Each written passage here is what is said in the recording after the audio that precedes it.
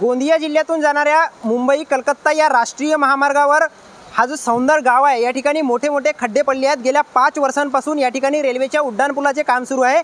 मात्र कासवतीने काम सुरू असल्याने मोठ्या प्रमाणात या ठिकाणी वाहतूक कोंडीचे चित्र दररोज आपल्याला पाहायला मिळत आहे।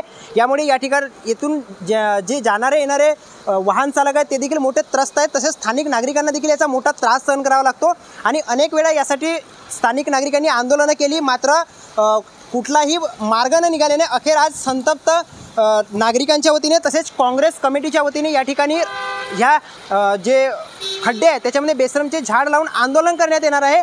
त्याच आंदोलनाच्या पूर्वी या ठिकाणी मोठी वाहतूक कोंडी झाल्याचे चित्र आपल्याला पाहायला मिळत आहे। जवळपास 1 किलोमीटरपर्यंत या ठिकाणी वाहनाच्या लांब अशा रांगा लागल्या, त्यामुळे येथील जे वाहतूक आहे ती विस्कळीत झाली आहे। त्यामुळे आता पोलीस प्रशासन असेल किंवा जे वाहतूक पोलीस आहेत ते ही वाहतूक सुरळीत करण्याकरिता प्रयत्न करत आहेत। देवेंद्र धांगडाले, एबीपी माझा, गोंदिया। एबीपी माझा, उघडा डोळे बघा नीट।